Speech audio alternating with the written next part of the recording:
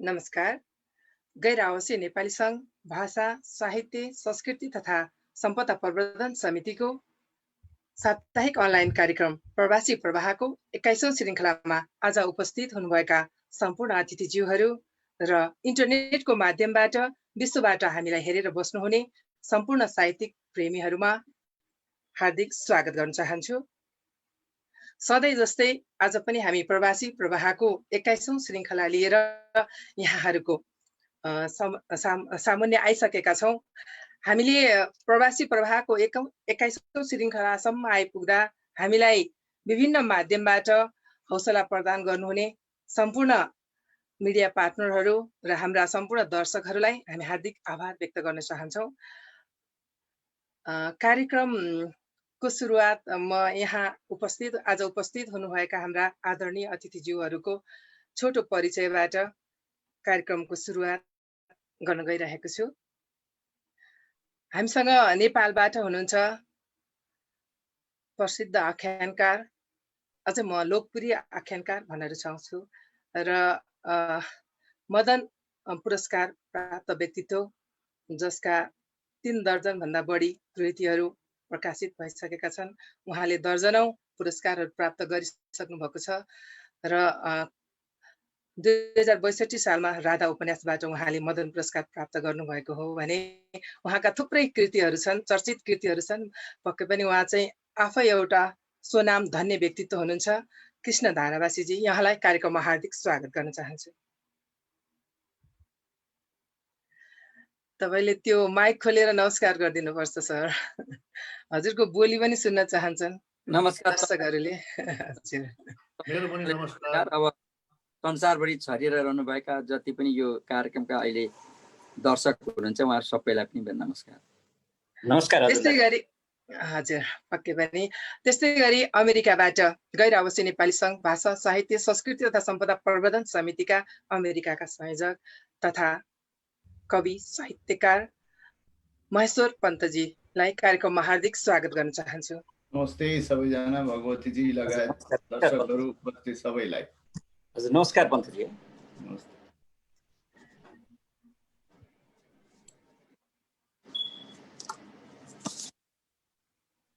त्यस्तै गरी हामीसँग एकदमै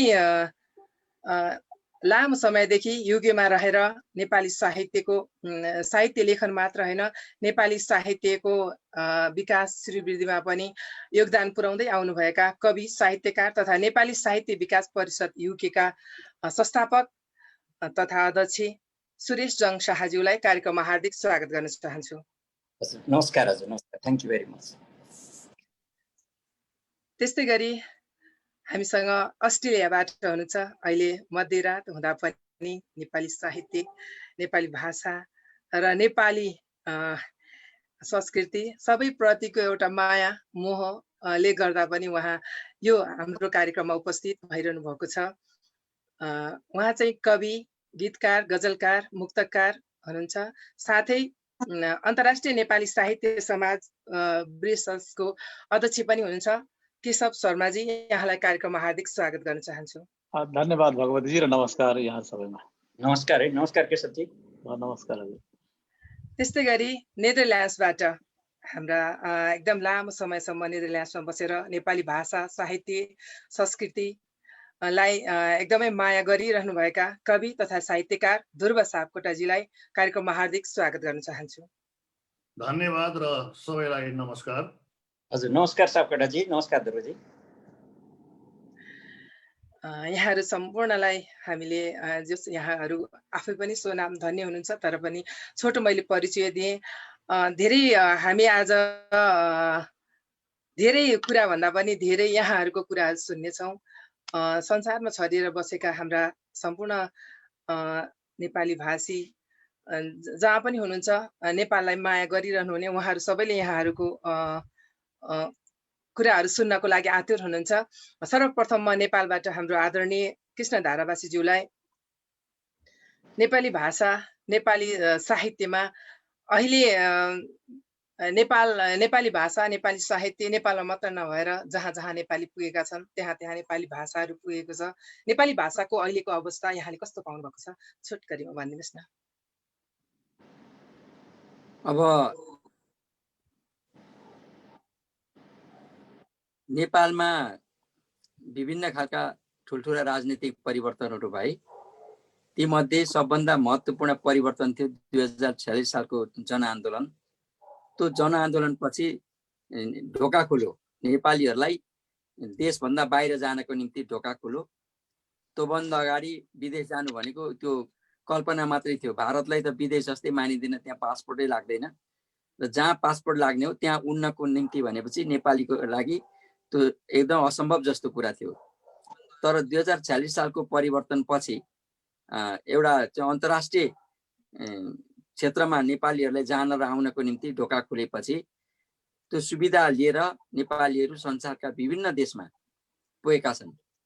अफ्रिकाका एकदम दुर्गम जस्तो मानौँ न, दुर्गमले सम्झौँ अफ्रिकालाई, त्यस्ता अफ्रिकाका कुना कुनामा पनि नेपालीहरू पुगेका छन्। भर्खरै अस्ति अफ्रिकामा पनि अनुशासनको अफ्रिका च्याप्टर भर्खरै अस्ति खुलेको मैले थाहा पाएको थिएँ। त त्यो हिसाबले हेर्दाखेरि संसारका अधिकांश देशमा नेपालीहरू थोर धेर पुगिसकेका छन् र जहाँ जहाँ पुगेका छन् त्यहाँ पुग्नेहरूले कुनै न कुनै ढङ्गले नेपाली भाषा साहित्यको क्षेत्रमा काम गरिरहेका छन्, लेखी पनि राखेका छन्, कृतिहरू प्रकाशित पनि गरिरहेका छन्।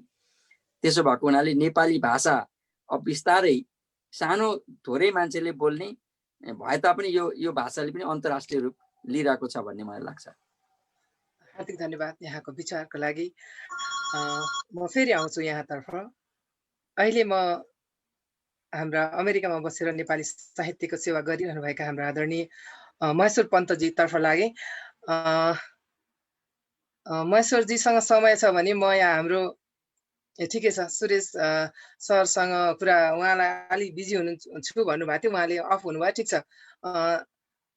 महेश्वर सर, हजुरले नेपाली भाषा साहित्यको चाहिँ त्यहाँ अमेरिकामा बसेर पनि विभिन्न सङ्घ संस्थामा बसेर नेपाली भाषा साहित्यको सेवा गरिरहनु भएको छ। अझ विशेष गरी नेपाली भाषालाई विश्व स्तरमा पुर्याउनको लागि पनि के गर्नुपर्छ भन्ने कुराहरूमा पनि एनआरएन भाषा समिति मार्फत पनि यहाँ एकदमै सक्रिय भइरहनु भएको छ। नेपाली भाषा र साहित्यलाई अगाडि बढाउनु र नेपाली साहित्यको सृजना गर्नु कतिको फरक कुरा हुन्? धन्यवाद भगवतीजी। साहित्य सृजना भनेकै साहित्य विकासको लागि सहयोगी चिज हो जस्तो लाग्छ मलाई। हामी 2000 मा अमेरिका आउँदा आजभन्दा 20 वर्ष अगाडि र 2005 एउटा स्टेज, त्यसपछि स्मार्ट मिडियाहरू आएपछि 2007 देखि 2019 को अवस्था र अहिलेको अवस्था धेरै फरक छ।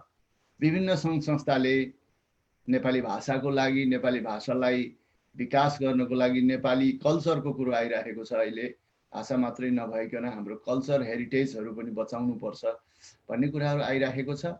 र अब हामीले लेखिराखेका चिजहरूमा सबैले देखिरहनु भएको छ, हामीले मात्रै यहाँ हजारौं साहित्यकारहरूले लेखिरहनु भएको छ। त्यो लेख्नु भनेको नेपाली भाषाको विकास हुनु नै त्यहाँनिर त्यही चिजमा गएर जोडिन्छ। एकदम धेरै धन्यवाद यहाँलाई। अब यहाँ भन्दा पनि अब सबै अहिले विश्वभरिका साहित्यकारहरूले यसको लागि एकदमै सबैले आफ्नो आफ्नो ठाउँबाट गर्नु भएको छ भन्छु म भगवतीजी तपाईलाई। धन्यवाद। अब हजुरको सृजना सुन्छौँ हामी एउटा। अब सृजनातिरै लाग्ने हो? हजुर हजुर, मेरो पालो आइसक्यो हो नि त। हजुर, एउटा मात्रै सुन्छौँ पहिला हजुरको पहिलो राउन्डमा, अनि त्यसपछि फेरि पनि सुन्छौँ अर्को राउन्डमा। हजुर एउटा म कविताबाट सुरु गरौँ न त। हजुर अगाडि बढ्नुहोस्। एउटा कविता म नेपाल आउँदा नै एउटा सानो नेपालको अवस्थाको हिसाबमा मैले लेखेको थिएँ। यो तकदिरको भकुण्डो भन्ने कविता हो। साह्रै राम्रो छ। हजुर यसरी जान्छ। हजुर। अभावले हानेको ऋणको भकुण्डो, अभावले हानेको ऋणको भकुण्डो आज हवाई मैदानमा तैनात, खाडीमा गोल हुँदैछ सुन्दर सपनाहरूले लपेटिएको गरुङ्गो ऋणको भारीको सकस बोकेर, खाडीको घाममा चर्किएको छ घरदेश, थोपा थोपा रिमिट्यान्स टुप्लुक्क टुप्लुक्क खसेका छन् चिउडाबाट, थोपा थोपा रिमिट्यान्स टुप्लुक्क टुप्लुक्क खसेका छन् चिउडाबाट, समृद्धिको विपुल भरी देश गुन्जेको छ। चिल्ला गाडी र सुकिला कोटहरूमा श्रृङ्गारिएका छन् नेताहरू। अख्तियारको कालो चस्मा अगाडि धमिलिएका छन् टेबल मुनिका कटकटेहरू। 100औं वर्षसम्म शुद्ध पानीको मेलम्चीमा महामारीको तिर्खा बोकेर बिना टिकट परलोक उडेका छन् भोटहरू। 100औं वर्षसम्म शुद्ध पानीको मेलम्चीमा महामारीको तिर्खा बोकेर बिना टिकट परलोक उडेका छन् भोटहरू। रिमिट्यान्सको टालो पसिनाले टालो भिजाउँदैछ सिमेन्ट र रडहरूले उचालेको समृद्धिको जङ्गल। भिजाउँदैछ सिमेन्ट र रडहरूले उचालेको समृद्धिको जङ्गल, जसलाई विकास भन्ने गरिन्छ यहाँ। स्विजरल्यान्ड र न्युयोर्कको तस्बिर टाँसिएको भित्ता मुनि बसेको स्वरोजगारको बैठक आज पनि बिना निष्कर्ष टुङ्गिएको छ। तर यता हवाई जहाजको फिरफिरेमा झुन्डिएर फेरि उडेको छ देशको विकास। तर आज यता हवाई जहाजको फिरफिरेमा झुन्डिएर फेरि उडेको छ देशको विकास। अनसन बसेका छन् खेतका पाटाहरू, मलखादमा थिचिएका छन् उर्वर बिउ बिजनहरू। पानी चुहेर मकिएको सुनसान कटेरोमा हारेको युद्ध सुनाउँदैछ हलो। आफ्ना मित्र जुवा, फाली र नाइरोलाई मञ्चबाट छादिएको समृद्धिले बस्ती बस्ती दुर्गन्ध फैलाएको छ। नेताहरू संविधानमा गणतन्त्र खोकिरहेका छन्। एउटी आमा बाकसमा सपना थुनेर छोरो खोज्न, एउटी आमा बाकसमा थुनेर उत्रेको छोरो खोज्न लाइन बसेकी छन् हवाई मैदानमा। यता फेरि अर्की आमा आफ्नो छोरालाई आकाशमा उडेको हवाई जहाजमा उसको भविष्य देखाउँदैछन्। यता फेरि अर्की आमा आकाशमा उडेको हवाई जहाज देखाउँदै उसको भविष्य देखाउँदैछन्। धन्यवाद। साह्रै समसामयिक विषय सबै कुरा समेटिएको थियो यहाँको कवितामा। यहाँलाई हार्दिक आभार व्यक्त गर्न चाहन्छु। अब म बेलायततर्फ लाग्छु। सुरेश सर। हजुर। अब हजुरको पालो आइपुगेको छ। हामीले यहाँ चाहिँ एकदमै लामो समयदेखि बेलायत बसेर नेपाली भाषा साहित्यको सिर्जना मात्र नगरेर नेपाली एउटा भाषा साहित्यलाई चाहिँ अगाडि बढाउने एउटा संस्थाको चाहिँ संस्थापक पनि हुनुहुन्छ। अहिले यो अवस्थामा कस्तो छ नेपाली भाषा साहित्यको अवस्था, कस्तो भन्नुभएको छ एकदम चोटकरीमा? हजुर, नेपाली भाषा साहित्य जब म 92 मा यहाँ आउँदा नेपाली भाषा साहित्य संस्कृतिको जुन अवस्था हो, सिर्जना गर्नुपर्ने अवस्था थियो, त्यो मान्छे पनि त्यो बेला कम थिए। केही 2-4 जना, कोमल मल्ल, म, गोपाल पौडेल लगायतका हामी केही साथीहरू, साहित्यिक रुचि राख्ने साथीहरू भएपछि हामीले साहित्य परिषदलाई चाहिँ सुरु गर्यौँ र यसैबाट हामीले विभिन्न साहित्यिक गतिविधिहरू अगाडि बढाउँदै आएका हौँ। र अहिले चाहिँ 10-12वटा संस्थाहरू विभिन्न यो 2000 पछि यो गोर्खा आर्मीहरूको पनि सेटलमेन्ट यता हुन थालेपछि अलिकति जनगणना पनि बढ्यो र विद्यार्थीहरू पनि आउन थालेपछि अहिले साहित्यिक वास्तवमा उर्वरा थैलोकै रूपमा यहाँ धेरै साहित्यकारहरू धेरै छन्। अहिलेको महामहिम हाम्रो ध्रुवबहादुर सुवेदीज्यूले कथा, कविता, मुक्तक सबै क्षेत्रका यहाँका भएका चाहिँ प्रतिभाहरूको चाहिँ छनेर प्रत्येक विधामा अलग अलग पुस्तकहरू चाहिँ सङ्कलन गरेर कविहरूका रचनाहरू र उहाँहरूका चाहिँ प्रतिभाहरू अगाडि ल्याइदिनु भएको छ। त्यसले गर्दाखेरि बेलायतमा चाहिँ धेरै रहेछन् भन्ने कुराको यो चाहिँ जगेर्ना गर्ने काम अहिलेको महामहिमबाट पनि भइरहेको छ र यो अहिले सुपर अवस्था छ। धन्यवाद। एकदमै राम्रो, एकदम सर्टकटमा सबै कुरा भनिदिनु भयो। अब हामी यहाँको सिर्जना सुन्छौँ। गीत लेख्नुहुन्छ, कविता लेख्नुहुन्छ, मुक्तक लेख्नुहुन्छ, हरेक कुरामा यहाँ हामीलाई आज सुनाउने चाहिँ के छ? हजुर, हात चाहिँ अलि यताउति चलाउँछु र यसमा अब म अहिले समसामयिक अहिलेको विषयवस्तु लिएर एउटा रिफ्लेक्सन भन्ने कविता भर्खरै लेखेको छु र यो केही दिन अगाडि, भर्खरै भन्दा 2-4 हप्ता अगाडि लेखेको कविता हो। यही चाहिँ सुनाउँछु। एउटा मुक्तक र गजल सुनाउने छु। बिहानी पख घामका किरणहरू पूर्वबाट हुर्रिँदै सहरभरि छरिँदा मेरै हाल खबर सोध्न आइपुगे झैँ लाग्छ र म विमोहित भएर हेरिरहन्छु घामका किरणहरू। स्पर्श मेरो छातीमा सुमसुमाउँदै मनभित्र मुटुको छेउैमा पुगेर बाबु तिमीलाई सन्चै छ सोधनी गर्छन्। चिसिएको मेरो मनलाई न्यानो पार्दै ठिक त्यसै गरी जसरी मेरी आमाले म सानो छँदा सोधनी गर्थिन्। कुनै दिन कतैबाट मलिन मुद्रामा घर फर्किँदा त्यसैले मलाई यो पश्चिमा देशमा झुल्कने घामका किरणहरू मलाई अति प्यारो लाग्छ र म घन्टौँसम्म पार्कहरूमा बसिरहन सक्छु। घामसँगै लडीबुडी गरेर समुद्रका किनारहरूमा पल्टिरहन सक्छु। रमाइलो लाग्छ यी घामका किरणहरू, मलाई आफ्नै लाग्छ यी घामका किरणहरू। र बिहान मेरो देश भएर म जन्मेको माटो छोएर आउँछ। यी घामका किरणहरू मेरो देश भएर बिहान म जन्मेको माटो छोएर आउँछन्। मेरो सगरमाथालाई सोधेर आउँछन्। मातृभूमिको न्यानो स्पर्श बोकेर आउँछन्। मलाई आफ्ना लाग्छन्।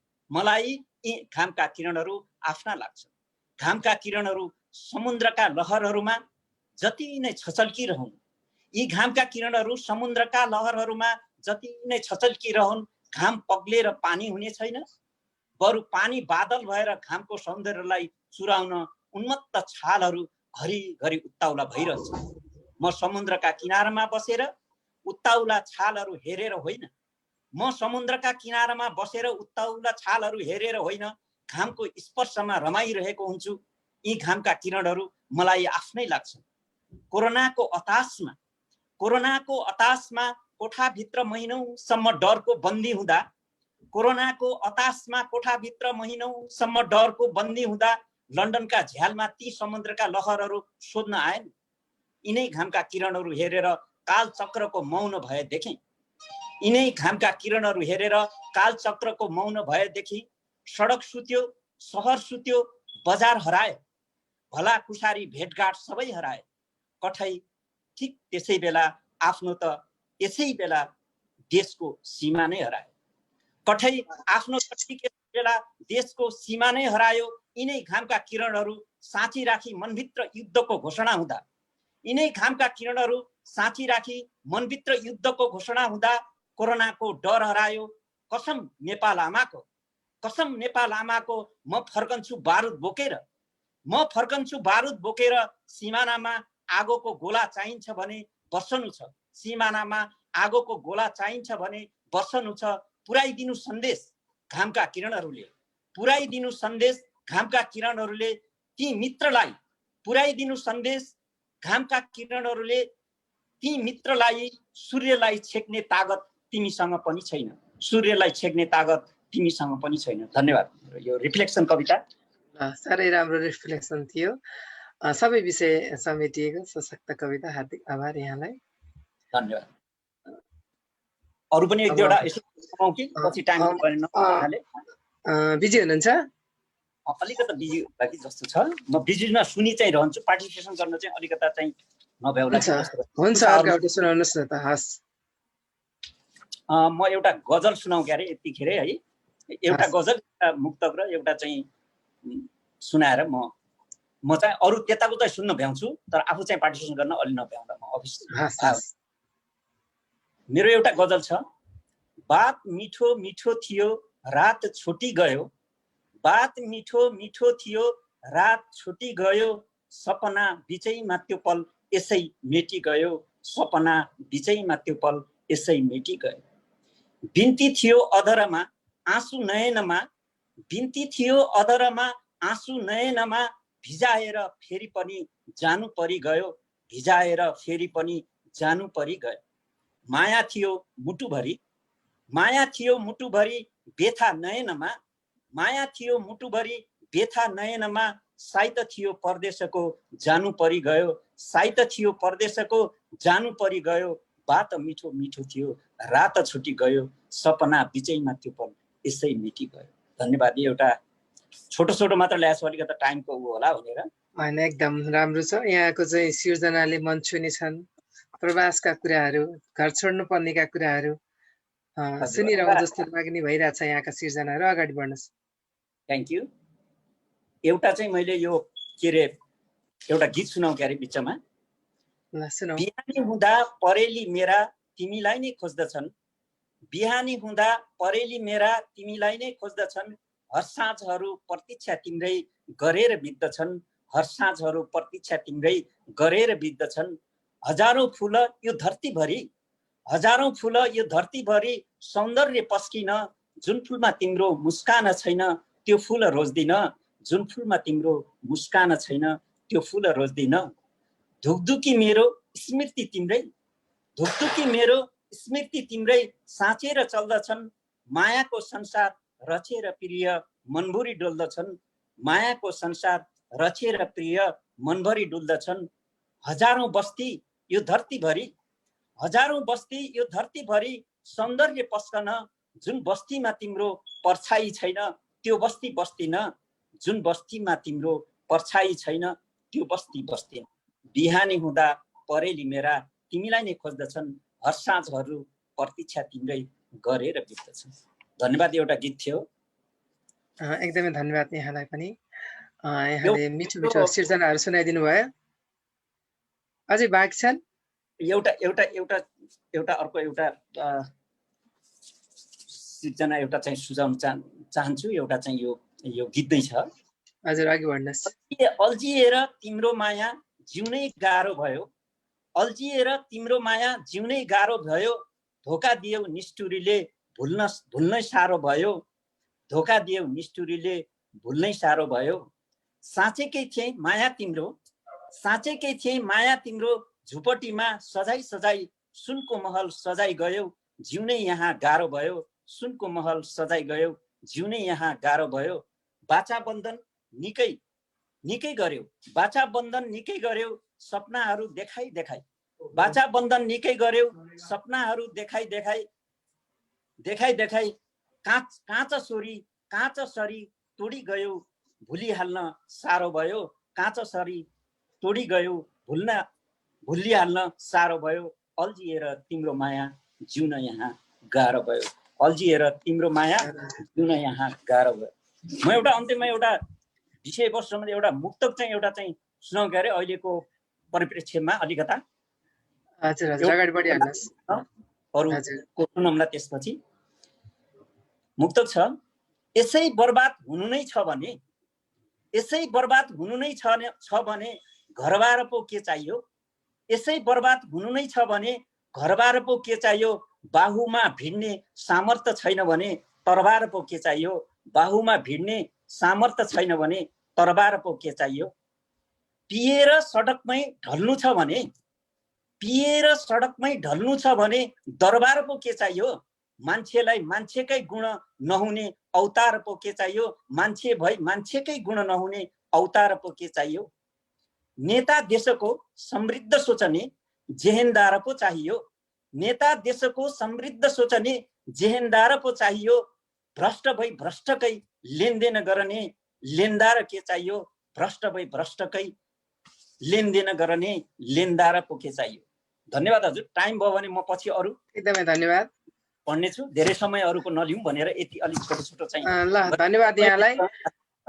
अरू सबैहरूको सिर्जना, कविजीहरूको सिर्जना एकदम सुनिरहनेछु म पछिसम्म। एकदम धन्यवाद यहाँलाई। प्रवासको बसाइ छ, मलाई चाहिँ समयले यस्तो गर्यो भनेर उहाँले मलाई अलि अगाडि नै बताउनु भएको थियो, मलाई थाहै भएन, मैले समयको याद गरिनँ, मैले बिदा अगाडि नै लिएँ भनेर एउटा कामको समय चोरी चोरी पनि सिर्जनालाई दिनुभएको छ। यहाँलाई हार्दिक आभार व्यक्त गर्न चाहन्छु। अब म अस्ट्रेलियातर्फ लागेँ। यहाँ के अरे मध्ये रात भइरहेको छ, तर पनि सिर्जना सुनाउनको लागि केशवजी एकदम तयार भएर बस्नु भएको छ। केशवजी एकदमै छोटकरीमा अस्ट्रेलियाको साहित्यिक माहौल, यहाँ चाहिँ अध्यक्ष पनि हुनुहुन्छ अन्तर्राष्ट्रिय नेपाली साहित्य समाजको, त्यहाँको चाहिँ साहित्यिक माहौल अहिले यो अवस्थामा कस्तो छ एकदमै छोटकरीमा भनेर अनि यहाँको सिर्जना सुन्छौँ हामी। धन्यवाद भगवतीजी।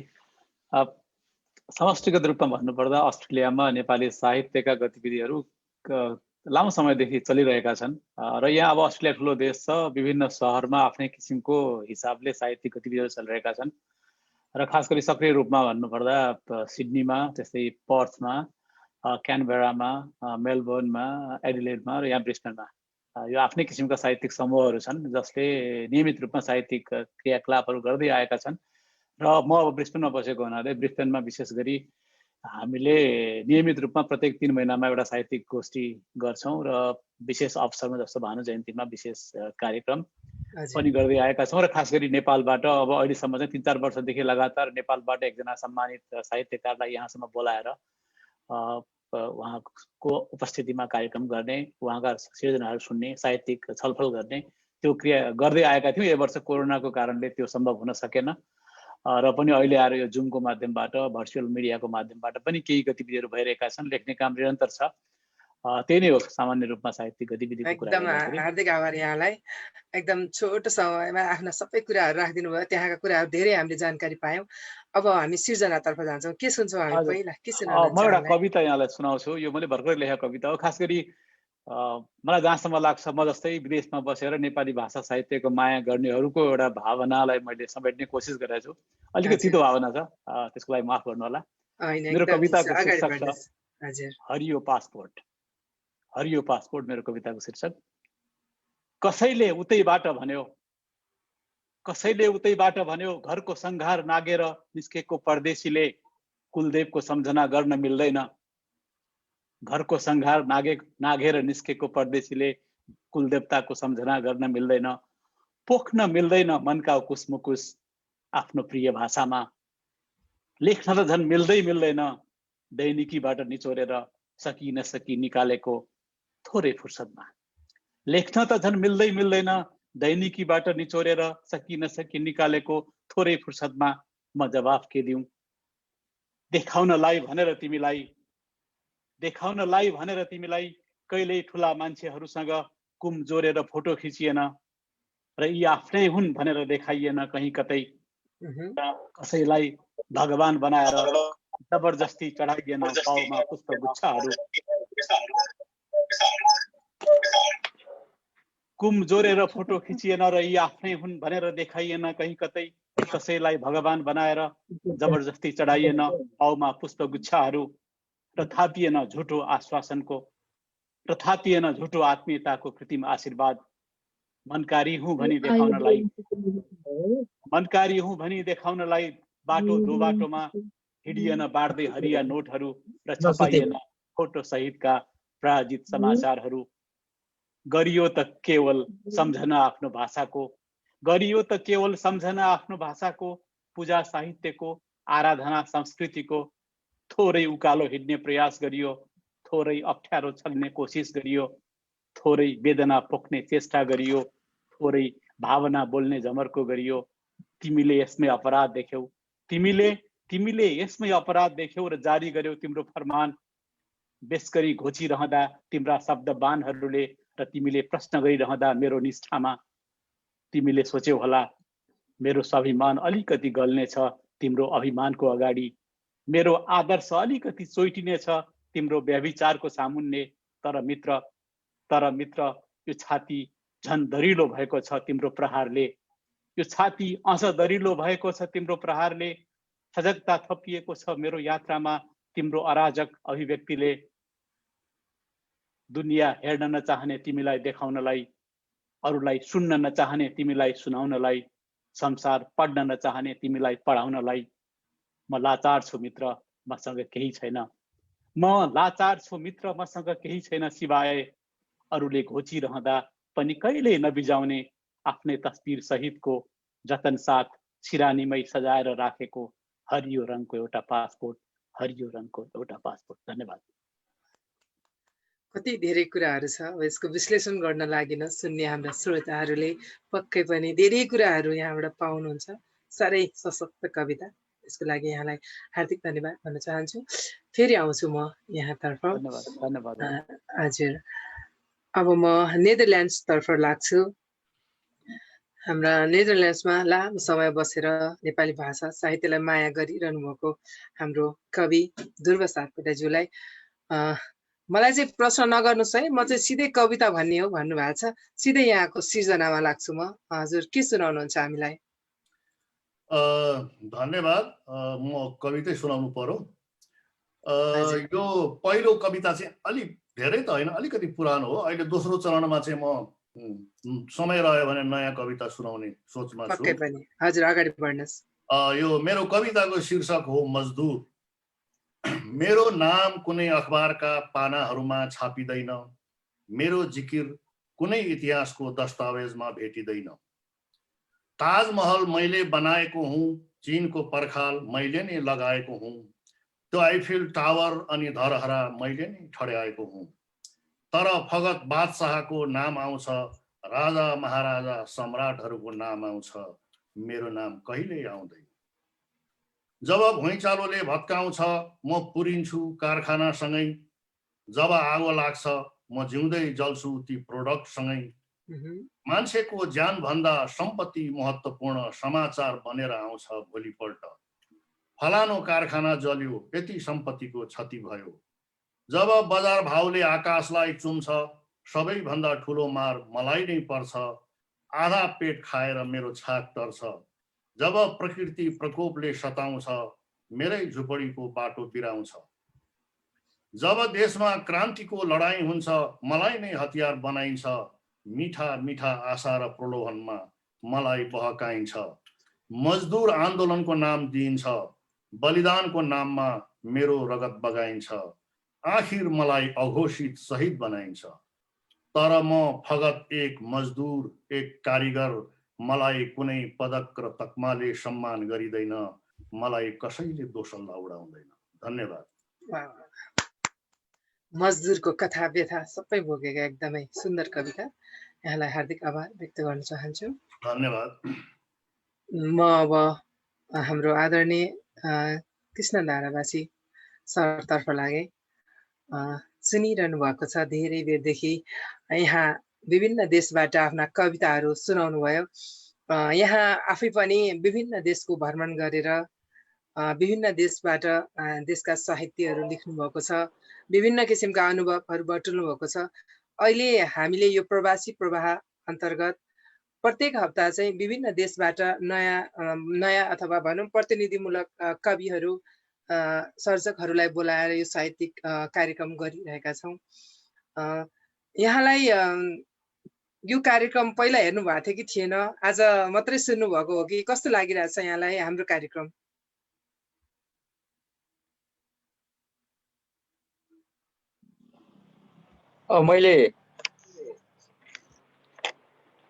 मैले यो कार्यक्रम पहिला हेरेको थिइनँ। अब आज चाहिँ म पहिलोपल्ट हेर्न पनि र सहभागी पनि हुन एकैचोटि मौका पाएँ मैले।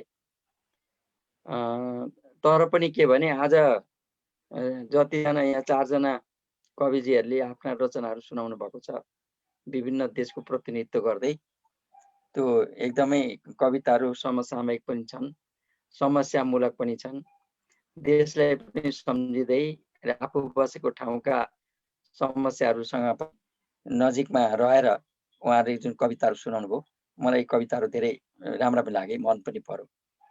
अब संसारभरि छरिएका जति हजुर हजुर हजुर अगाडि बढ्नुहोस्, के भन्दै हुनुहुन्थ्यो? हजुर जति चाहिँ नेपालीहरू संसारभरि छरिएर अहिले आफ्नो जीविकोपार्जन गरिरहेका छन्, त्यतिले मात्रै नभएर आफ्नो भाषा, साहित्य र संस्कृतिलाई पनि सँगै लिएर गएका छन्। अनि अघि महेश्वरजीले भने जस्तै संस्कृतिको पनि हामीले जगेर्ना गर्नुपर्छ भन्ने जुन कुरा भन्नुभयो, त्यो एकदम ठिक कुरा हो। र संस्कृतिलाई पनि भाषाले नै बोकेर भाषा बिर्स्यो भने सबै कुरा बिर्सिन्छ, संस्कृति पनि बिर्सिन्छ, आफ्ना अरू चाहिँ साहित्य पनि बिर्सिन्छ, सबै बिर्सिन्छ। त्यसकारण सबै कुरालाई चाहिँ एउटै डोको, भाषा एउटा डोको हो, भाषा एउटा डोको जहाँ सबै चिज अटाएको हुन्छ, आफ्ना जातीय गौरवहरू सब त्यसमा अटेका हुनाले अब जो जहाँ पुगे पनि पहिला बचाउनु पर्ने कुरा चाहिँ भाषा हो। भाषा बाँचेपछि त्यसले बोकेर लगेका चिजहरू पनि सुरक्षित हुन्छन् भन्ने मलाई लाग्छ। नेपाली साहित्यलाई अन्तर्राष्ट्रियकरण गर्नको लागि अहिलेसम्म कुन कुन संस्थाले कस्तो कस्तो कार्य गरेको यहाँले पाउनु भएको छ? त्यसको साथै नेपाली भाषालाई अन्तर्राष्ट्रियकरण गर्नको लागि गैर आवासीय नेपाली सङ्घले कस्तो कदम चाल्नु पर्ला जस्तो लाग्छ यहाँलाई?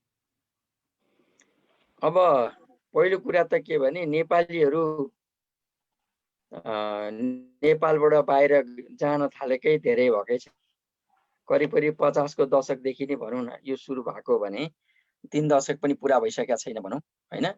भने यो 3 दशक भित्रमा बाहिर गएका नेपालीले पहिला आफूलाई त्यहाँ अडिने बनाउनु पर्यो, त्यहाँ आफूलाई व्यवस्थित गर्नु पर्यो, अनि त्यहाँ एउटा स्थायी बसोबासको टुङ्गोमा पुग्नु पर्यो, अनि त्यसपछि बल्ल आफ्नो देशतिर घरतिर फर्केर आफ्नो भाषा साहित्यको काम गर्नु पर्यो।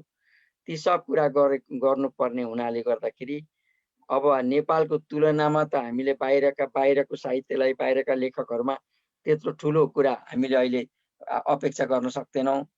तर जति बाहिर पुगेर जे जति गर्नुभएको छ यो छोटो अवधिमा धेरै ठुलो काम गर्नुभएको छ र त्यसमा अन्तर्राष्ट्रिय नेपाली साहित्य समाज र गैर आवासीय नेपालीहरूको संस्था यी दुईटा ठुल्ठुला अन्तर्राष्ट्रिय संस्था हुन्। साहित्यको लागि अन्तर्राष्ट्रिय नेपाली साहित्य समाज र अरू विभिन्न क्षेत्रको लागि गैर आवासीय नेपाली संस्था जुन छन् यी दुईटाले चाहिँ अन्तर्राष्ट्रियकरण सबै कुरालाई अन्तर्राष्ट्रियकरण गरिरहेका हुन्छन्, गर्न ठुलो काम गरेका छन्, लगानी पनि गरिरहेका छन्। र त्यसका अतिरिक्त देशभित्रबाट पनि अहिले नेपाल प्रज्ञा प्रतिष्ठानले पनि भाषा अनुवाद साहित्यलाई अनुवाद गरेर विभिन्न भाषामा अनुवाद गरेर ननेपालीहरूले पनि पढ्न सक्ने खालका कृतिहरू सम्पादन गर्दै बाहिर ल्याउने काम भइराखेको छ। त्यसैले हामीले एकदमै धेरै नै राम्रो काम भइसक्यो भनेर भन्न त सक्दैनौँ, तर हामी एक पाइलो अघि चाहिँ बढिसक्यौँ र अब यो चाहिँ हाम्रो सुरुवात भयो। यो सुरुवातलाई निरन्तर अगाडि बढाउनको निम्ति अनुवादकहरूको उत्पादन पहिला गर्नुपर्छ। भन्न त अनुवाद गर्नुपर्छ भन्न त भन्छौँ, अनुवाद त जसले पनि गर्न सक्दैन। अनुवाद गर्नका निम्ति प्राविधिक ज्ञान भएका मान्छे चाहियो, दुईटै भाषाका ज्ञानी, जुन भाषामा लाने हो त्यो भाषाको पनि ज्ञान चाहियो र आफ्नो भाषा जुन भाषाबाट लानुपर्ने त्यो भाषाको दुईटै भाषाको ज्ञान चाहियो। र ती दुईटै भाषाको ज्ञानी बनाउनका निम्ति नयाँ प्राविधिक मान्छेहरू खडा गर्नु पर्यो, तिनीहरूलाई तालिम दिनु पर्यो, तिनीहरूलाई कोर्स पढाइ क्लास लिनु पर्यो, तिनीहरूलाई अनुवाद स्तरीय अनुवादको निम्ति सुविधा दिनु पर्यो, आर्थिक टेवा दिनु पर्यो। ती सब कुराहरू गरेर विभिन्न भाषामा नेपाली, हिन्दी, नेपालीबाट हिन्दी, अङ्ग्रेजी, अझ म त के भनिरहेको छु भने हामीले सबभन्दा पहिला त अङ्ग्रेजीमा भन्दा पनि बढ्ता त हिन्दी र चाइनिज भाषामा गर्नुपर्छ। हाम्रो देशका दुईटा देश छन् जहाँ 3 अरब मान्छे छन् दुईटा देशमा गरेर। त्यति धेर मान्छेको पाठकहरूको बजार त्यत्रो छ भने हाम्रै छिमेकी देशलाई नै हामीले हाम्रो भाषा संस्कृति पढाएन भने टाढाकालाई पढाएर मात्रै के हुन्छ। त्यसैले अनुवाद भन्ने बित्तिकै अहिले हाम्रो दिमागमा अङ्ग्रेजीमा लानु मात्र अनुवाद हो भन्ने लाग्छ। अङ्ग्रेजीमा हामीले पहिला चाहिँ हाम्रो छिमेकीलाई पढाउनु पर्यो भन्नुहुन्छ यहाँले? हो, छिमेकीलाई पढाउनु पर्छ, किनभने छिमेकीबाट हामीले छिटो असर त छिमेकीबाट पर्छ नि त, राम्रो पनि नराम्रो पनि दुईटै असर छिमेकीबाट पर्छ भने पहिला त हाम्रो भाषा संस्कृति साहित्यलाई त हाम्रा छिमेकीलाई सुनाउनु पर्यो, हामी यता छौँ भन्दा। हार्दिक धन्यवाद यहाँको विचारको लागि। फेरि आउँछु म सरतर्फ। अब म फेरि अमेरिकातिर लाग्छु। छिमेकीको प्रभाव हामीलाई अत्यधिक, तर अमेरिका अस्ट्रेलियाबाट अबर जापानबाट अबर पर्दैन, हामीलाई पहिलो अबर पर्यो भने पनि हाम्रै चीन र भारत छिमेकीले पर्छन्। राम्रो असर पनि उनीहरूको पर्छ, नराम्रो पनि उनीहरूको पर्छ। त्यसकारण अनुवाद गर्दाखेरि कम्तीमा पनि 3टा भाषामा त अनुवाद हामीले गर्नुपर्छ, हिन्दीमा, चाइनिज भाषामा र अङ्ग्रेजीमा। र यिनमा अनुवाद गर्नका लागि हामीले के अरे ती पनि अन्तर्राष्ट्रिय राष्ट्रिय संस्थाहरू त्यसमा लाग्नुपर्छ भन्ने मलाई लाग्छ। एकदमै राम्रो विचार राखिदिनु भयो। पक्कै पनि हाम्रा एनआरएनका अभियन्ताज्यूहरूले पनि हामी पक्कै सुनिरहेछौँ यहाँका कुराहरू।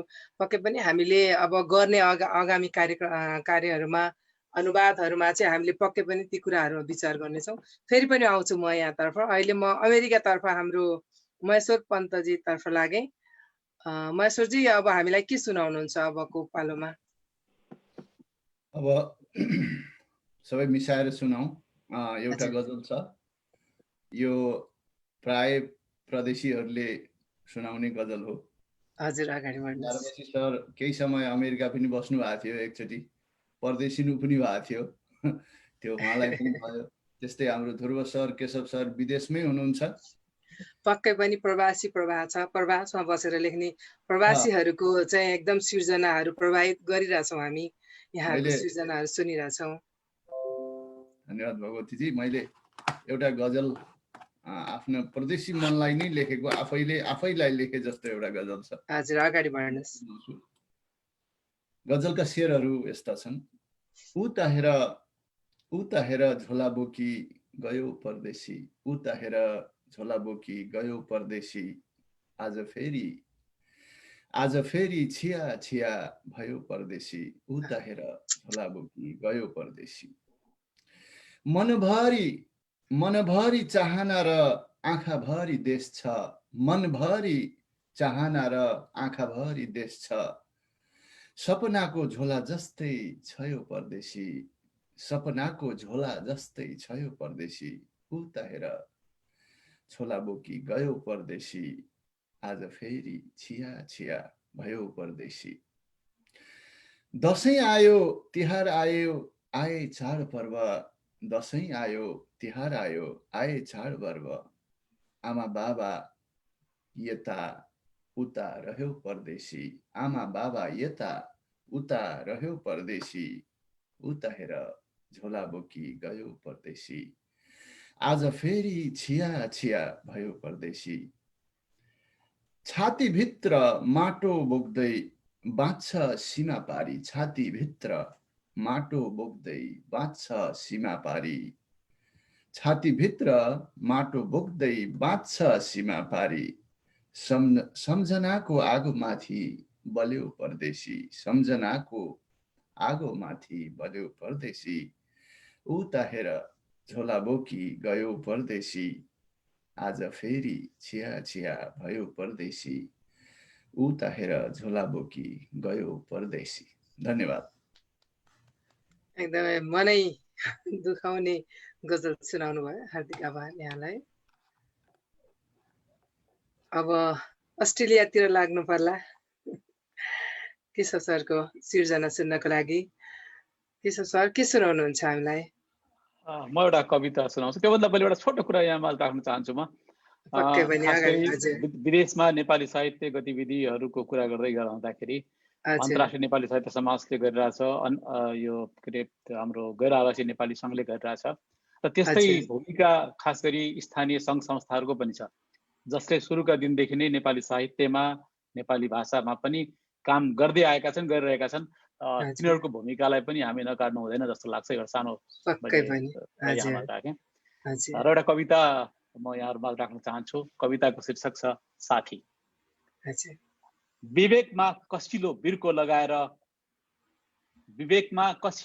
लगाएर तिमी हिँडेकै बाटोमा मलाई पनि चुपचाप तिम्रै पछि लागेर हिँड्नु पर्छ भने, सुन खोज्न तिमी छिरेको दुलोमा असहज हुँदा हुँदै पनि मलाई सकी नसकी छिर्नु पर्छ भने, नहिँड्नु पर्ने बाटोमा हिँड्दै गर्दा असावधानीमै जब तिमीलाई ठेस लाग्छ तिमीसँगै मलाई पनि गिर्नु पर्छ भने, तिमीले आफैलाई पोस्न युगौँसम्म काडेको ऋण आफ्नै पसिनाले मैले जीवनभर तिर्नु पर्छ भने, र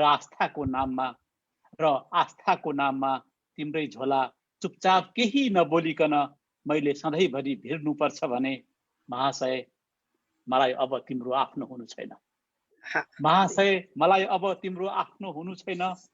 अहिलेसम्म जे गरेँ तिमीलाई भगवान ठानेर अब तिम्रो फोहोरी पाउ मलाई छुनु छैन।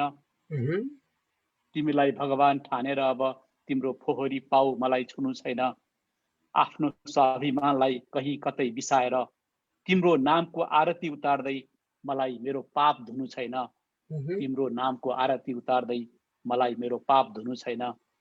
तिमी दिशाहीन चैते हुरी जस्तै मडारिँदै जाऊ, बतासिँदै जाऊ। म शान्त भएर आफ्ना विचारहरू केलाउँदै तिम्रो संसर्गमा भत्किएका आस्थाका खम्बाहरू एक एक गरी ठड्याउँदै तिम्रै सङ्कटले चोइटिएका विश्वासहरू सम्हाल्दै तिमीदेखि टाढै बसेर तिमीलाई तिम्रो चाल, तिम्रो गति र तिम्रो गन्तव्यहीन यात्रालाई निहालिरहन्छु। तिम्रो गन्तव्यहीन यात्रालाई निहालिरहन्छु। कुनै दिन तिमी कहीँ कतै ठक्कर खाएपछि आफ्ना पुराना दिनहरू सम्झिएर तिमीले छिचोलेको उही पुरानो आदर्शको गोरेटो हुँदै फर्किएछौ भने आफ्नै पुरानो बस्तीमा तिमीसँग फेरि अवश्य भेट होला र हिँडौँला सँगसँगै फेरि एकपल्ट एउटा नयाँ गन्तव्यको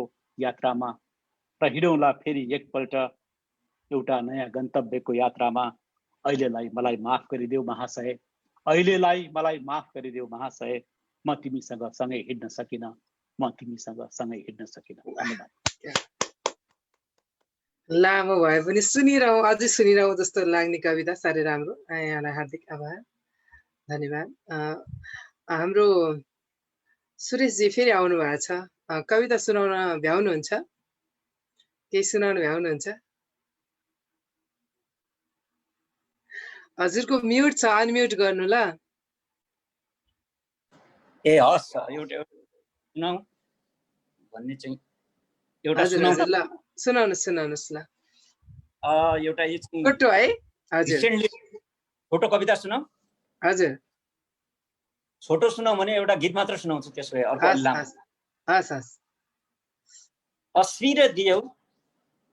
तस्बिर तिम्रो मनैमा बस्यो, तस्बिरै बनायो। एउटा तस्बिर पाइएको थियो, त्यसको बारेमा।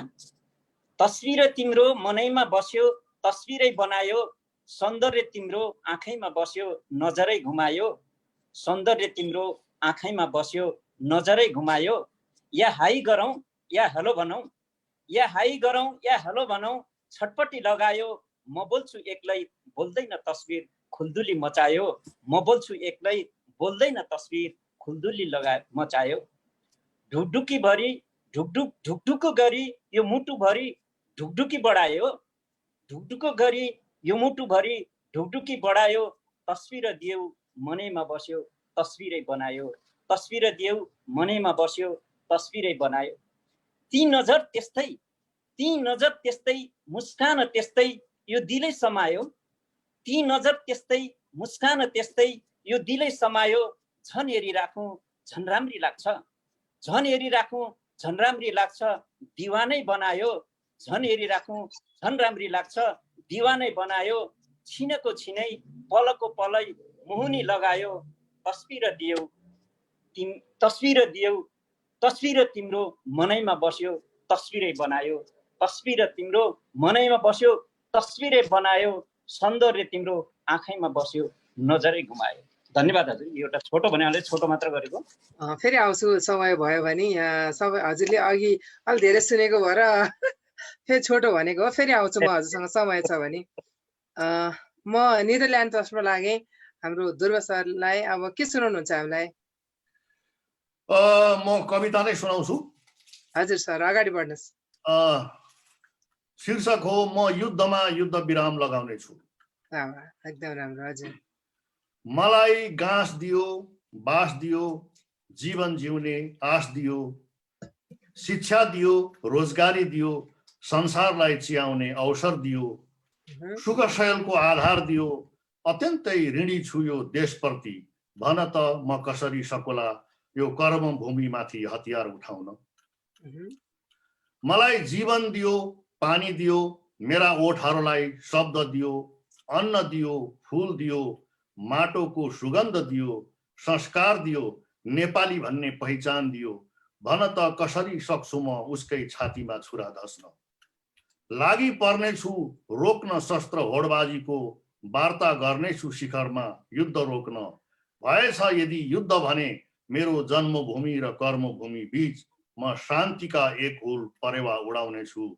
म युद्धमा युद्ध विराम लगाउने छु। धन्यवाद। साह्रै राम्रो। युद्ध विराम त एकदमै आवश्यक कुरा। शान्तिको लागि लेखिएको कविता साह्रै राम्रो लाग्यो। म फेरि धारावासी सरतर्फै फर्केँ। यहाँले नेपाली साहित्यमा चाहिँ अत्यन्तै चर्चित पुस्तकहरू लेख्नुभएको छ। विशेष गरी यहाँका पुस्तकहरूले नै भनौँ न पढ्दाखेरि एकदमै यथार्थ कुराहरू यहाँले लेख्नुहुन्छ। जहाँ घुम्न गएको ठाउँमा हामी गेस्ट पो पढौँ वा आधा बाटो पढौँ, जुन पढ्दाखेरि पनि एक किसिमको एउटा यथार्थता हामी भेट्छौँ। यहाँका 2वटा चलचित्र पनि बनेका छन् यहाँका कथाहरूमा, झोला र झोड। नेपाली साहित्य लेखन भनौँ न, यहाँहरूले लेखन सुरु गर्दाको अवस्था र अहिलेको अवस्था कस्तो पाउनु भएको छ, कतिको फरक छ, एकदमै छोटकरीमा? त्यो त हेर्नुहोस्, अब के भन्छ भने हरेक दशकमा एउटा पुस्ता आउँछ साहित्यमा। नेपाली साहित्यलाई हामीले हेऱ्यौँ भने हरेक दशकमा एउटा पुस्ता आएको देखिन्छ। 90 को दशकमा 1990 मा शारदा पत्रिका निक्लेपछि 1990 पछि त्यहाँ त्यति बेला बिपी कोइरालाका कथा छापिए, गुरुप्रसाद मैनालीका कथा छापिए, अनि त्यति बेला लेखनाथ देवकोटाहरूका छापिए। त्यो 1990 को दशकको शारदा पत्रिकाबाट गोपाल प्रसाद रिमालको कविको गान भन्ने कविता, पहिलो गद्य कविता पनि त्यति बेला आयो। त्यसरी त्यो 90 भयो। 90 को दशकको 10 वर्षमा त्यस्ता आयो भने अनि 100 देखि 10 सम्म आउँदाखेरि त्यही अनुसारका आए। 20 सम्म 30, 40, 50, 60, 70 हरेक दशकमा पुस्तान्तर हुँदै गएको छ। नेपाली लेखकहरूलाई हामीले हरेक दशकमा हेर्न सक्छौँ। उनीहरू र दशकै पछि उनीहरूको लेखन शैली र प्रवृत्तिहरू परिवर्तन हुँदै गएका छन्। त्यो परिवर्तन हुनु भनेको वर्तमान काल, उसले भोगेको वर्तमान कालमा आएका राष्ट्रिय अन्तर्राष्ट्रिय परिस्थितिहरू, विज्ञानले लिएर आएका, संस्कृतिले लिएर आएका साहित्यका प्रयोगहरू, सिद्धान्तहरू कसरी विकसित भएका छन्, त्यही ढङ्गले साहित्यहरूको सिर्जना पनि हुँदै आएको छ। म चाहिँ 30 को दशकको लेखक हुँ। 30 को दशकबाट मैले लेखन सुरु गरेको। अब अहिले त 70 को दशक पनि छ, 40 वर्ष जति भयो। तर म हरेक दशकसँग सँगसँगै हिँडिरहेको हुनाले, मैले हरेक दशकका परिवर्तनहरूसँग आफूलाई सँगसँगै हिँडाएको हुनाले मेरो लेखनको निरन्तरता आफ्नै ढङ्गको छ। र त्यसका अतिरिक्त अब अलिकति विदेशतिर पनि विभिन्न तरिकाले घुम्ने हेर्ने सामान्य मौकाहरू पाउँदा म जहाँ पुगेँ त्यहाँको किताबहरू लेख्ने हुँदाखेरि मैले चाहिँ भारत भ्रमणमा गएको हुनाले मैले शरणार्थी उपन्यास लेखेँ पहिलोपल्ट, है। त्यसपछि जर्मनी गएँ, त्यसबाट मैले गेस्टापो, कागजको मान्छे भन्ने किताबहरू लेखेँ। रुस गएँ, त्यहाँबाट रेड स्क्वायर लेखेको छु। अमेरिका गएँ, त्यहाँ ग्रेट फल्स तल्लो बाटो भन्ने किताबहरू लेखेको छु। यसरी म जहाँ जहाँ पुग्छु त्यहाँको समाज, अझ खास गरी त्यहाँको समाज र त्यहाँको नेपाली समाजलाई धेर समात्ने हो मैले। त्यो हिसाबले हेर्दाखेरि देशभित्र भन्दा देश बाहिरका कुराहरू पनि मैले लेखेको छु। अब यो यहाँहरूले पढिरहनु भएको छ, आफ्ना किताबको कुरा म धेर नगरौँ। होइन, खास मैले भन्न खोजेको चाहिँ हजुर यहाँको कुरा पनि यस्तो हो। हामी अहिले पछिल्लो पुस्ताहरू यहाँ चाहिँ भनौँ न एउटा 4 पुस्तादेखि होइन 4 दशकदेखि लेख्दै हुनुहुन्छ होइन। अहिलेका लेखकहरूलाई भनौँ न तपाईँका लेखहरू पनि ले प्रभावित गर्छ र अब आउने लेखकहरूले कस्तो खालको लेख्नुपर्छ भन्ने कुरा पनि यहाँबाट हामीले सिक्छौँ। त्यो भएको भएर मैले भन्न खोजेको चाहिँ अब आउने पुस्ताले कस्तो किसिमको साहित्य सिर्जना गर्नुपर्छ भन्ने यहाँले एउटा सल्लाह सुझाव दिनु पर्यो भने कस्तो दिनुहुन्छ? जुनसुकै पुस्ता आओस्, जहिले आओस्, तर साहित्यमा आउने भनेको जीवन हो। आफूले भोगेको आफ्नो काल, युग र परिस्थितिमा भोगिरहेको जीवनका समस्याहरू र सङ्घर्षहरू जे हुन् ती कुरा साहित्यमा आउँछन्। लेख्नमा चाहिँ के छ भने विभिन्न प्रकारका लेखन प्रविधिहरूको विकास हुँदै जान्छ। 60 को दशकमा आएपछि चाहिँ नेपाली कवितामा 3-4 प्रयोगहरू भएका छन्। विलायनको प्रयोग भएको छ, सृजनशील अराजकता, रङ्गवाद, उत्तरवर्ती सोच, मुक्त लेखन, यस्ता विभिन्न प्रयोगहरू चाहिँ 60 को दशकमा, 50 को उत्तरार्धदेखि 60 को दशकमा नेपाली कविताका क्षेत्रमा हुँदाहुँदै ती चाहिँ गद्यमा पनि गए, उपन्यास र निबन्ध कथाहरूमा पनि ती प्रयोगहरू गएका छन्। अब 70 को दशकमा अहिले कसैले नयाँ पुस्ताले कुनै त्यस्ता लेखन प्रयोगहरूको प्रारम्भ नगरी 70 को दशक त सकिन लाग्यो, अब 77 मै पुगिसकेको छ। त्यसकारण मलाई लाग्छ 70 को दशक खाली गइरहेछ। तर अब नयाँ पुस्ताले उसकै युग, उसकै परिस्थिति अनुसारका प्रयोगहरू गर्छ र जुनसुकै पुस्ताले लेखे तापनि उसले युगकाल परिस्थिति बुझ्दा समाज बुझ्नु पर्यो, राजनीति बुझ्नु पर्यो, विज्ञान बुझ्नु पर्यो, साहित्यका नयाँ नयाँ सिद्धान्तहरू बुझ्नु पर्यो। ती जम्मैलाई बुझेर आफ्ना लेखनमा आफ्नै शिल्प कसरी विकास गर्न सकिन्छ, कुरा चाहिँ त्यही हो लेख्ने, त्यही जीवन लेख्ने हो, दुःख सुख नै हो लेख्ने। तर त्यसलाई प्रस्तुत गर्ने शैलीको विकास चाहिँ आफ्नो पाराले गर्न सक्नुपर्छ, जुनमा नयाँपन दिन सक्यो भने पाठकहरूले त्यसलाई बढी रुचाउँछन्। हार्दिक धन्यवाद यहाँको एकदमै सुन्दर विचारका लागि। हामी करिब 1 घन्टा कार्यक्रमको समय बितिसकेको छ। हामीले धेरै कुराहरू यहाँबाट सुन्न पायौँ, धेरै कविहरूका कविताहरू पनि सुनिरहेका छौँ। हामी प्रवासी प्रवाहको 21औं श्रृङ्खलामा छौँ। हामीसँग अझै केही समय बाँकी छ। फेरि पनि हामी अर्को अब यो चरणमा पनि अब कविता सुन्छौँ, सृजनाहरू धेरै जसो। म महेश्वरजीलाई थोरै कुरा पनि राख्न चाहन्छु, त्यसपछि चाहिँ अनि फेरि सृजना पनि सुन्छु। महेश्वरजी, नेपाली भाषा साहित्य संस्कृति तथा सम्पदा प्रवर्धन समितिले यो कार्यकालमा के काम गर्दैछ, थोरै बताइदिनुहोस् न।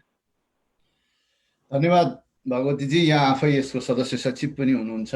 हामी एनआरएन आइसिसीले 2013 सालबाट सुरु गरेको भाषा साहित्य समिति र 2019-21 पछि भाषा साहित्य संस्कृति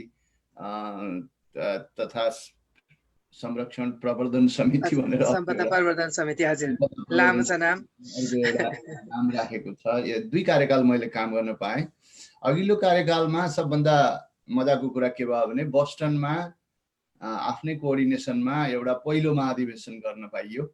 अब अहिले दोस्रोमा चाहिँ हामीले केही यो कोभिडको कारणले हामी धेरै पछाडि परिराखेका छौँ, धेरै लाइभ सम्मेलनहरू गर्न सकेनौँ। र अहिले सबभन्दा महत्त्वपूर्ण कुरा साहित्यकारहरूको डाटा सङ्कलनको लागि एउटा हामीले गुगल ड्राइभ जस्तो बनाएर त्यहाँबाट डाटा सङ्कलन गरेका छौँ। अहिले भर्खर 150 जति साहित्यकारहरूको आएको छ। यहाँहरूसँग पनि त्यो छ भने मेरो नाम महेश्वर पन्त @gmail.com मा सरहरूले पनि, केशव सरहरूको आयो कि आएन, ध्रुव सर, सुरेश सर, त्यसमा चाहिँ एउटा स्मार्ट एनआरएनमा कसैले नेपाली साहित्यकारहरू सर्च गर्दा पनि भेटिने गरी हामीले विदेशमा बसेका सबैजसोको बिस्तारै सबैजसोको रेकर्ड राख्दैछौँ। र अर्को कुरा एनआरएनले अहिलेसम्म नगरेको विदेशमै बसेर लेख्ने साहित्यकारहरूको लागि एउटा राम्रो पुरस्कार गठन गरौँ भनेर अहिले लागि छ। 20-25 लाख त्यसको अक्षयको उठि पनि सकेको छ। टार्गेट मैले राखेको थिएँ, मलाई कोअर्डिनेसन दिनुभएकोले टार्गेट 50 लाख हामीले उठाएर यो आउने युएईमा हुने कन्भेन्सनबाट एउटा कृतिलाई र एउटा साहित्य सेवा, भाषा सेवा, संस्कृति सेवा संरक्षणमा गरे बापत, साहित्यलाई विदेशमा ल्याए बापतका अलिकति प्रबुद्ध व्यक्तिलाई दिने गरी 2टा पुरस्कारको घोषणा गरिएको छ। र यो वर्ष हुन सक्छ 2टै गर्न सकिन्छ, नभए पनि यो वर्षलाई कृति पुरस्कारको रूपमा राखेर गर्ने भनिएको छ। होस्, यहाँहरूको आशीर्वादले यो एनआरएनको पहिलोचोटि यो कार्यक्रम हुँदैछ। कतिपय कुराहरू फेसबुकबाट यताबाट खबर भइराखेका छन्, मैले आज धेरै समय नलिउँ भगवतीजी।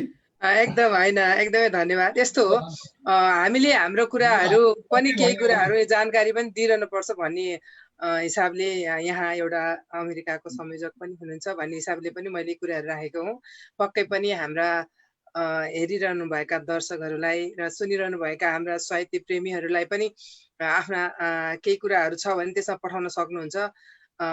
एउटा चाहिँ डाइरेक्टरी बन्दैछ, विदेशमा बसेर जसले चाहिँ सृजना गरिरहनु भएको छ उहाँहरूको पनि एउटा अभिलेख राख्ने कार्य चाहिँ एनआरएनले गरिरहेको भएर यो कुराहरू हाम्रो कार्यक्रम मार्फत पनि थाहा नहुनेहरूलाई थाहा होस् भन्ने हिसाबले हामीले कुरा उठाएका हौँ। महेश्वरजी, अब हामी सृजना सुन्छौँ हजुरको।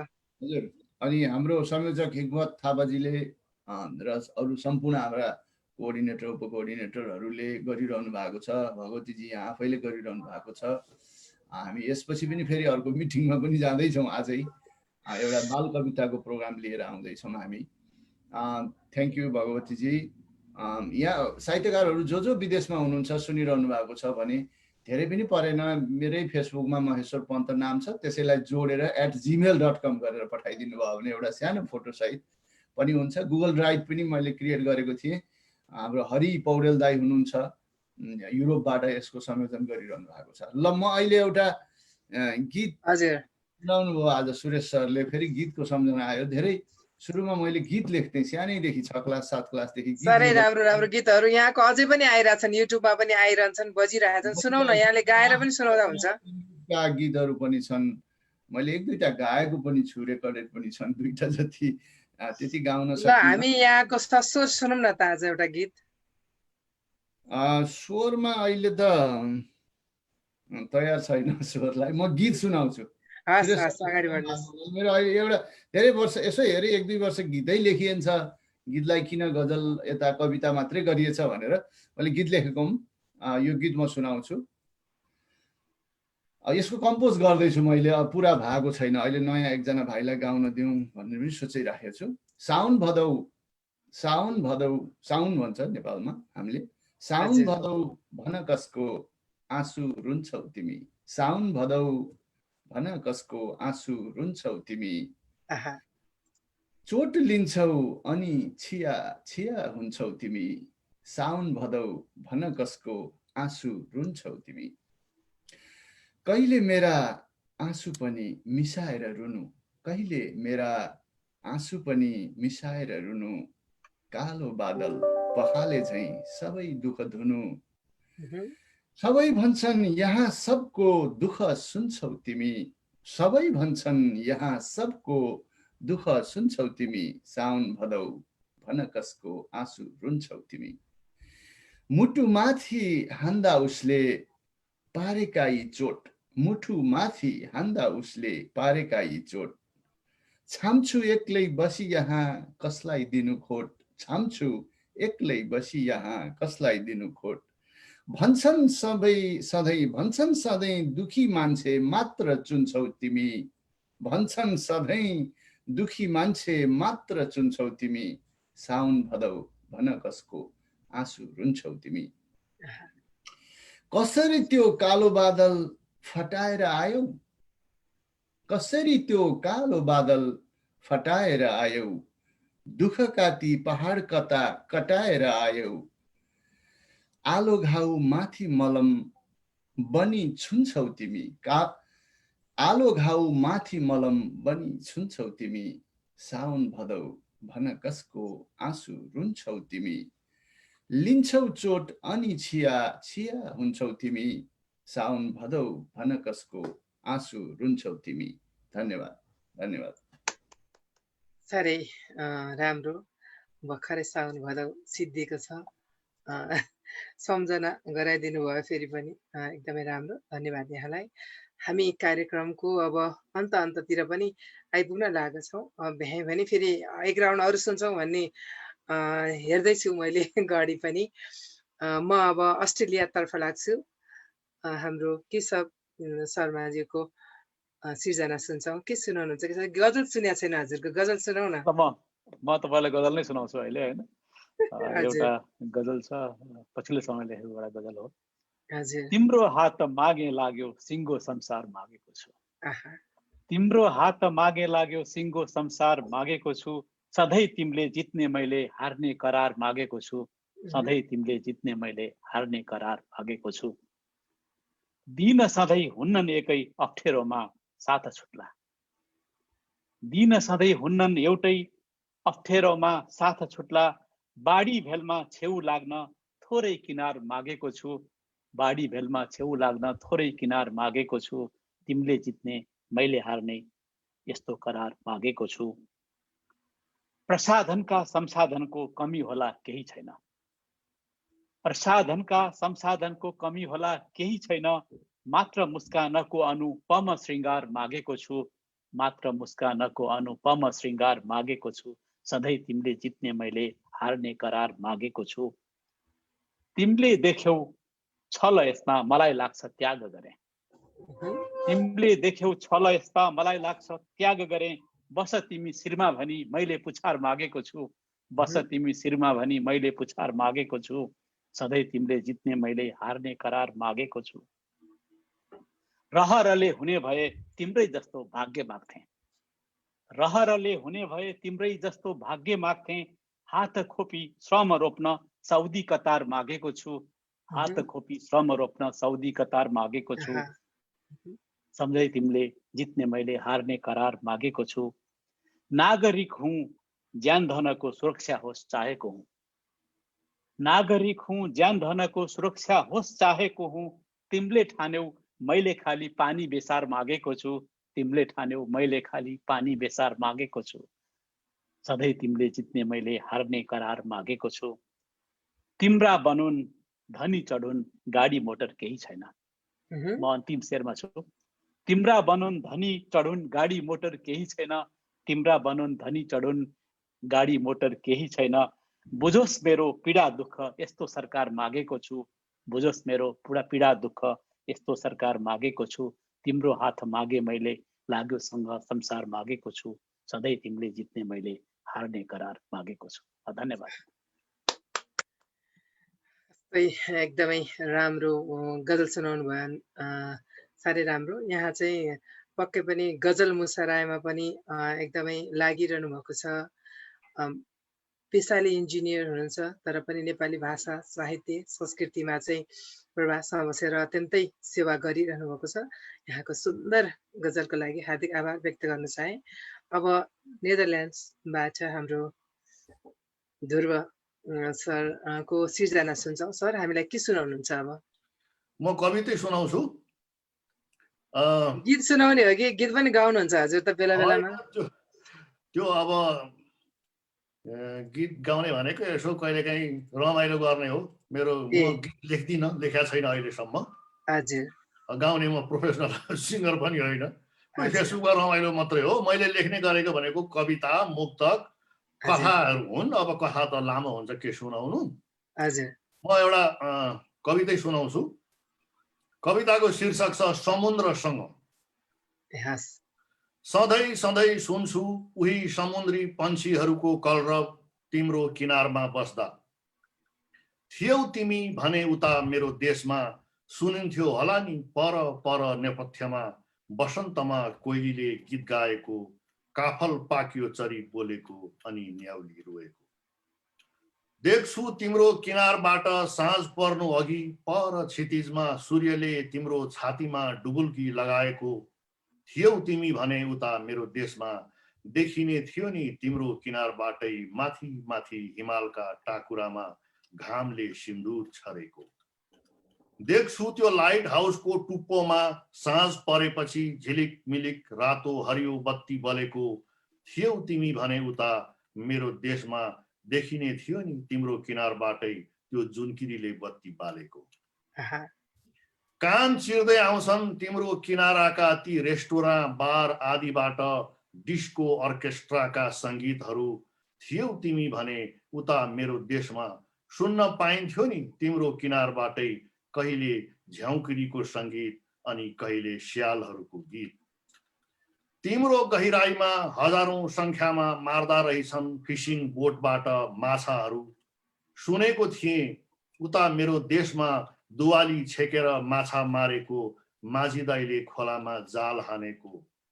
दौडिरहन्छन् वारीबाट पारीसम्म अनि पारीबाट वारीसम्म हजारौं सपनाहरू, लाखौं योजनाहरू अनि जीवन जिउने करोडौं सामानहरू बोकेर धुवाँ छाड्दै ती स्टिमरहरू। छैनौ तिमी उता मेरो देशमा, त्यसैले त हेपिरहन्छ मेरो दक्षिणको छिमेकी। ब्ल्याकमेल गर्छ हामीलाई, नाकाबन्दी लगाउँछ। थियौ तिमी भने उता मेरो देशमा, सजिलो हुन्थ्यो होला नि हामीलाई पनि ती सपनाहरू, ती योजनाहरू अनि जीवन जिउने सामानहरू आयात निर्यात गर्न। भर पर्नु पर्ने थिएन सायद त्यो दक्षिणको छिमेकीसँग, हेपिनु पर्ने थिएन सायद उनीहरूबाट। अलि सरल हुन्थ्यो होला जीवन, अलि उच्च हुन्थ्यो होला देशको शान। धन्यवाद।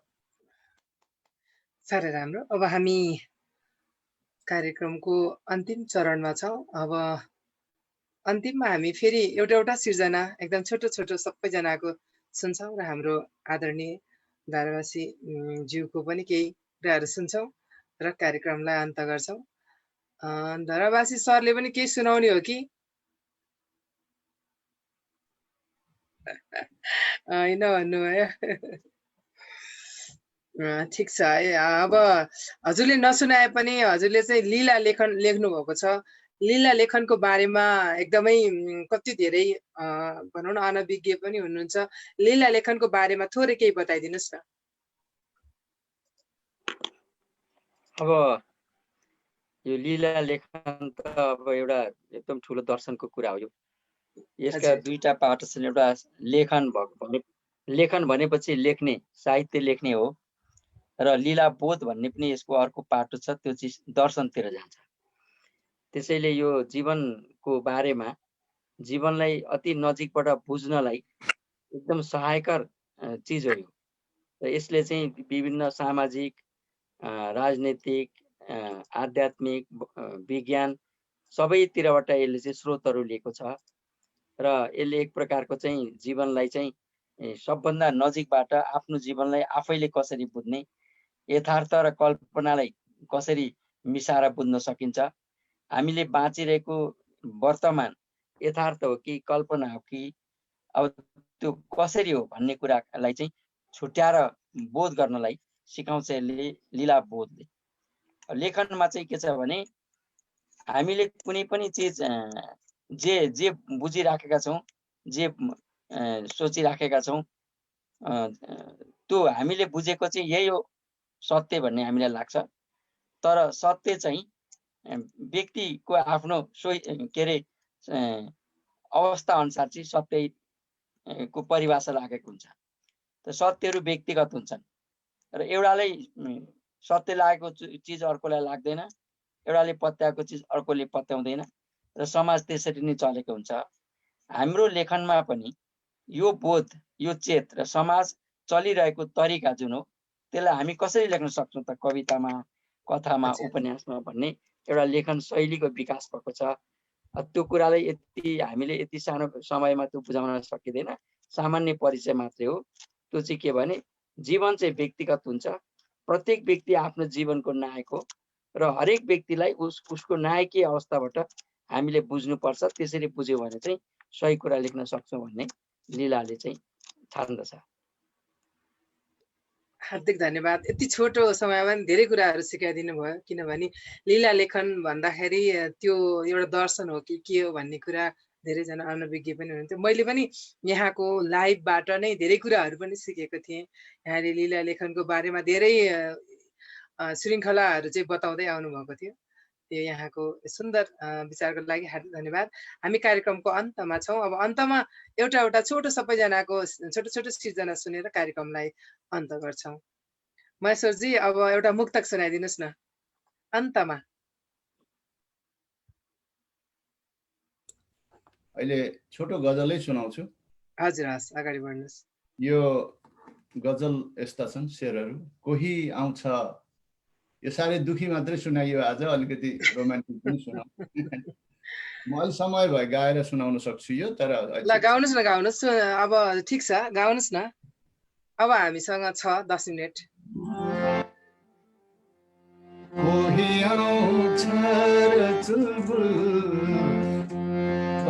पारेर जान्छ, कोही आउँछ र चुलबुल पारेर जान्छ, बन्द ढोकाको चुकुल उघारेर जान्छ, कोही आउँछ र चुलबुल पारेर जान्छ, रोग हो यो धेरै धेरै सरुवा भन्छन्, रोग हो यो धेरै धेरै, रोग हो यो धेरै धेरै सरुवा भन्छन्, रोग हो यो धेरै धेरै सरुवा भन्छन्, जति बाँचे नि थोरै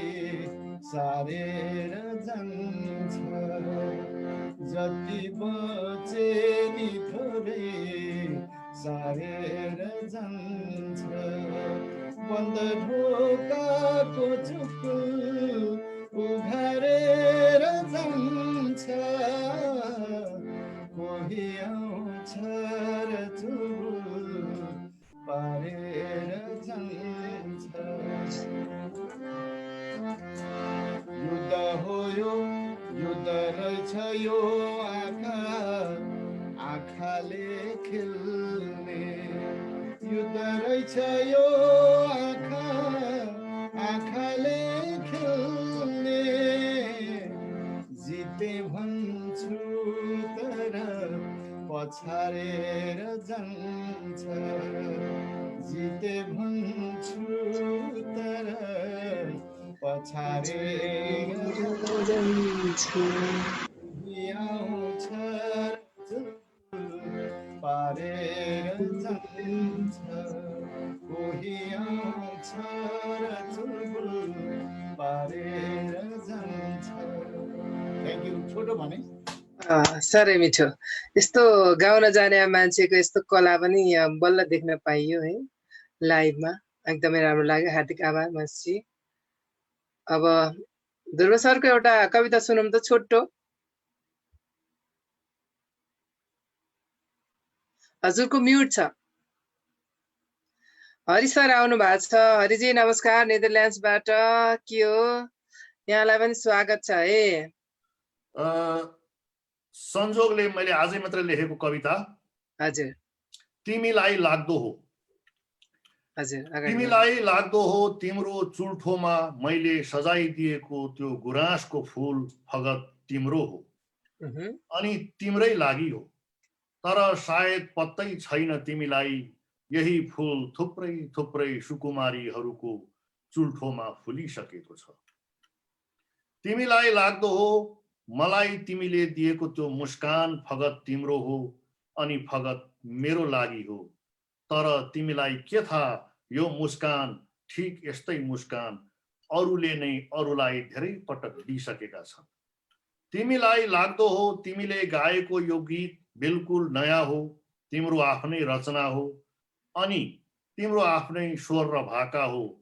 तर तिमीलाई के थाहा यस्तो गीत अझ भन्छु म यही गीत धेरैले पहिले नै गाइसकेका छन्।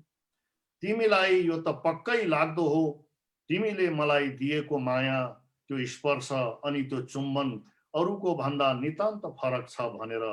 तर तिमीलाई के थाहा तिमी भन्दा पहिले अरू पनि कयौं युगल जोडीले लाइसकेका छन्, दिइसकेका छन्। पूर्णिमाको रातमा त्यो चखेवा उडी आएको, औँसीको अँध्यारोमा जुनकिरीले दीप बालेको, माथि माथि हिमालमा त्यो डाँफे फटफटाएको अनि बसन्तमा कोइलीले गाएको यस्ता कविताहरू त धेरै लेखिए। तर मैले आज लेखेको यो जस्तो कविता तिमीलाई लाग्दो हो कसैले लेखेका छैनन् आजसम्म। तर मलाई लाग्छ केही कुरा नयाँ छैन अब यो संसारमा। केही लेख्न बोल्न र गर्न बाँकी रहेन यो धरतीमा।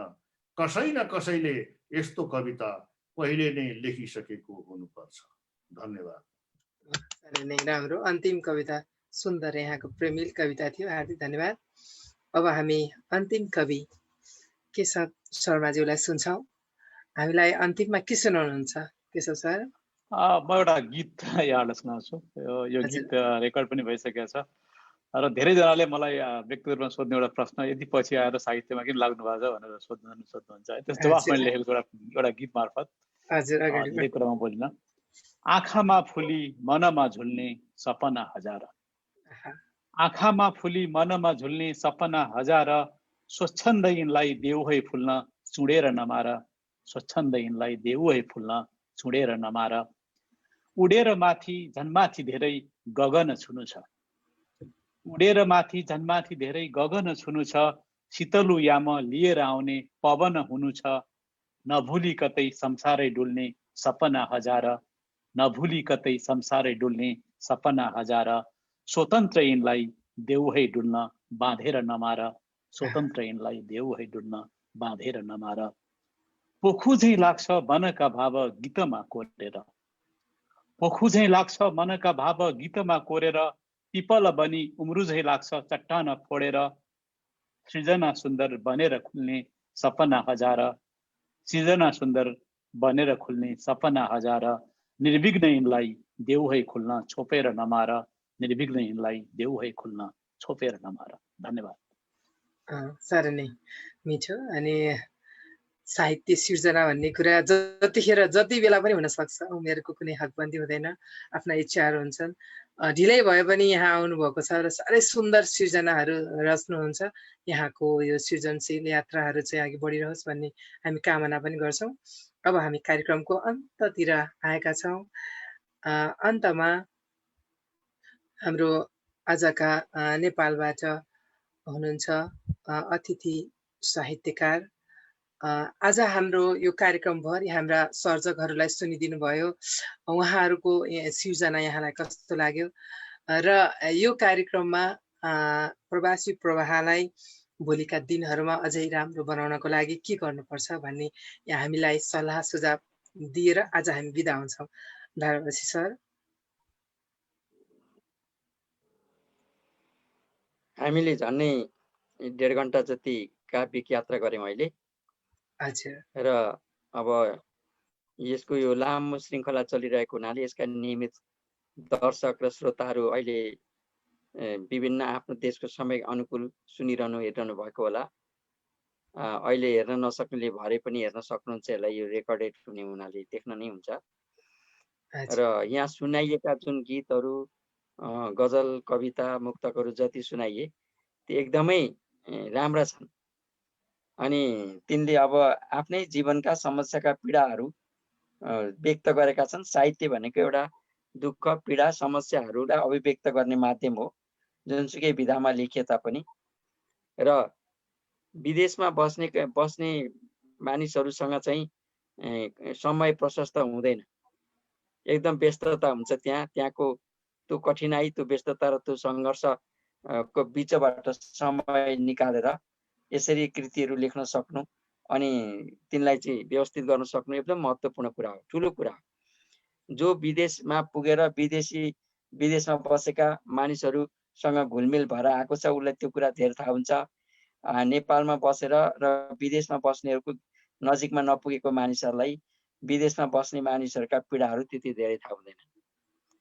अब संयोगले मैले चाहिँ केही समय विदेशमा पनि बिताउनु परेको हुनाले म एकदम नजिकमा छु। नेपाल बाहिरको साहित्य र नेपाल बाहिर बसेर साहित्यिक गतिविधि गर्ने सङ्घ संस्था र व्यक्तिहरूका सङ्घर्षका कथाहरू मैले नजिकबाट देखेको हुनाले म त्यो अनुसारले बुझ्दछु।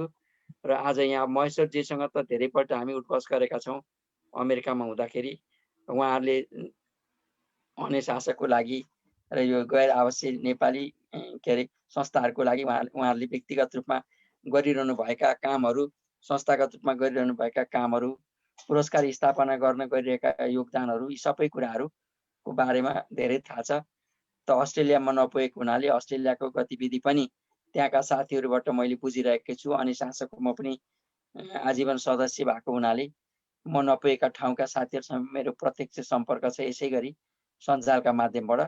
त्यसैले नेपाल बाहिरको नेपाली साहित्य निरन्तर उन्नतिको अवस्थामा छ र बाहिर बसेर लेख्ने कृतिहरूले पनि अब निलम कार्की निहारिकाले उदाहरण दिइसक्नु भएको छ।